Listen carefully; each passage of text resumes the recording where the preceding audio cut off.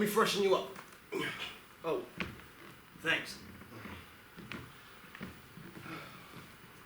After a while, you don't get any drunker, do you? Well, you do, but it's different. Everything sort of slows down. You get sodden, unless you can upchuck like your wife. Then you can sort of start all over again.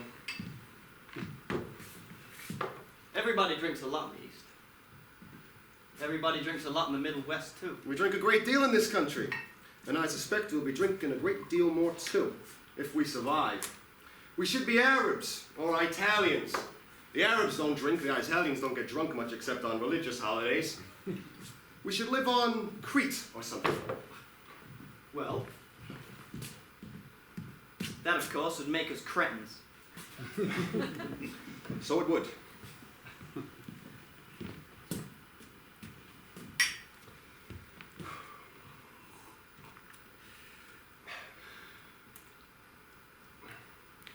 Tell me about your wife's money. Why? Well, don't they? Well, what do you want to know about my wife's money for, huh? I thought it'd be nice. No, you didn't. All right. I want to know about your wife's money because, well, I'm fascinated by the methodology, by the pragmatic accommodation with which you waver the future boys are going to take over. You're starting in again. Am I? No, I'm not. Look, Martha has money too. I mean, her father's been robbing this place blind for years. No, he hasn't. He hasn't? He has not. Very well. Martha's father has not been robbing this place blind for years, and Martha does not have any money, okay? Okay. Well, we were talking about my wife's money, not yours. Okay, talk. No.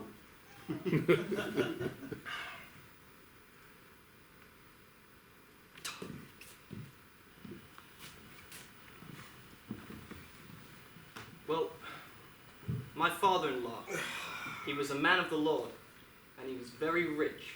What faith? He was a man of God, and he started preaching. He baptized people, and he traveled around a lot. He became pretty famous. Not like some of them, but he became pretty famous. And when he died, he had a lot of money. God's money. No, his own. Well, what happened to God's money? He spent God's money and saved his own. He built hospitals and he set up mercy ships. He brought the outhouses indoors. He brought the outdoors into the sun. He built 3 churches, which 2 of them burnt down. And when he died, he had a lot of money. Well, I think that's very nice. Yes. So my wife's got some money. But not God's money. No, her own. Well, I think that's very nice. Okay. Look, Martha's got money because Martha's father's second wife, not Martha's mother, but after Martha's mother died, was a very old lady with warts who was very rich. She was a witch. She was a good witch. And she married the white mouse with the tiny red eyes, and he must have nibbled her warts or something like that, because she went up in a puff of smoke almost immediately. Poof! Poof. Poof! And all that was left, aside from some wart medicine, was a big fat well, a peach pie with some for the township of New Carthage, some for the college, some for Martha's daddy, and well, this much for Martha.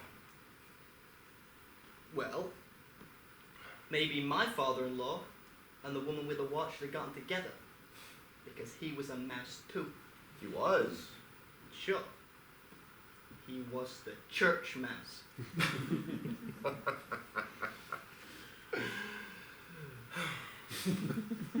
So, your wife never mentioned a stepmother.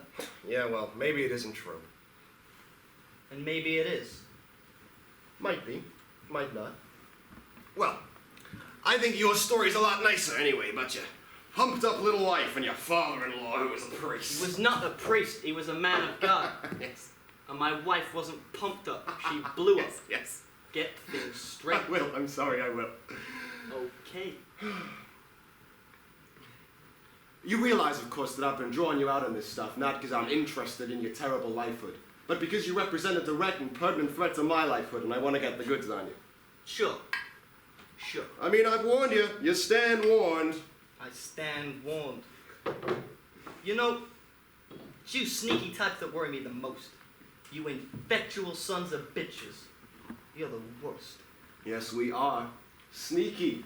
An elbow in your steely blue eye, a knee in your solid gold groin. We're the worst. Yup.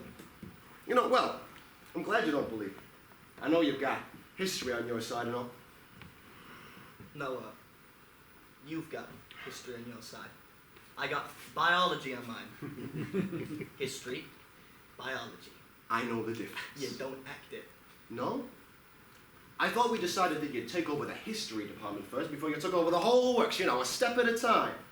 Well, what I thought I'd do is I'd sort of insinuate myself generally. Play around for a while. Find the weak spots. Sure 'em up. Put my name on my plate and all and become a sort of fact. Become a what? An inevitability. Exactly. An inevitability. Take over a few courses from the older men, start some special groups myself, and plow a few pertinent wives. Now that's it. You can take over all the courses you want to, get as much of the young elite together in the gymnasium as you like.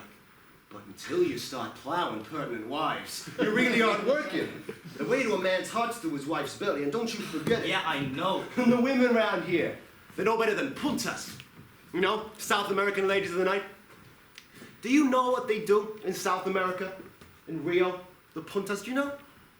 They hiss like geese. They stand around on the street and they hiss at you like a bunch of geese. It's gangle.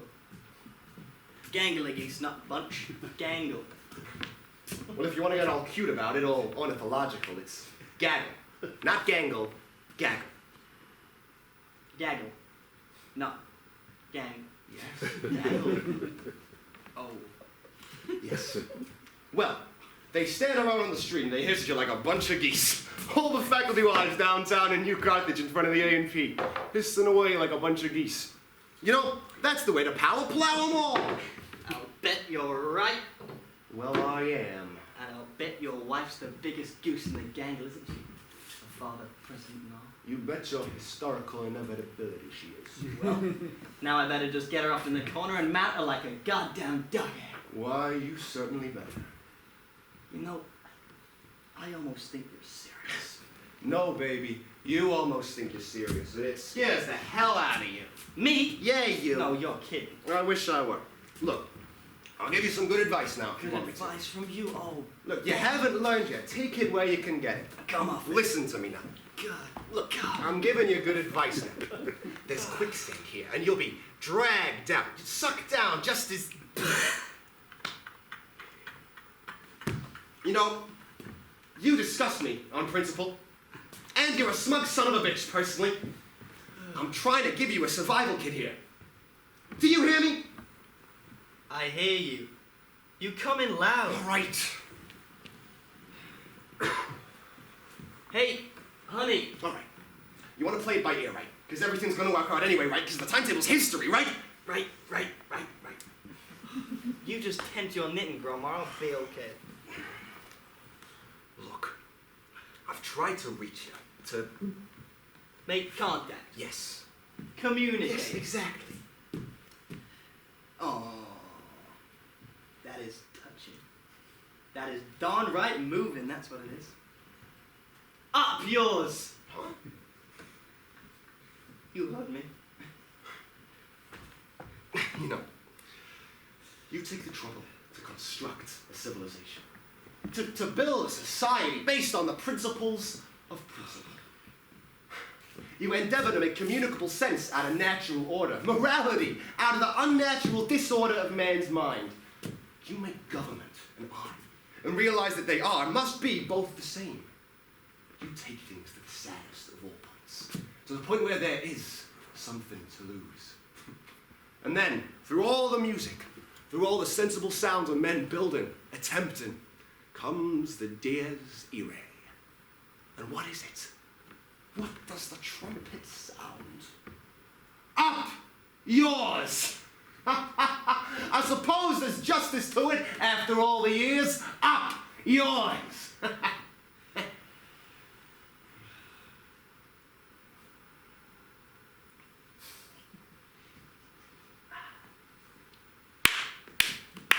Bravo. Bravo.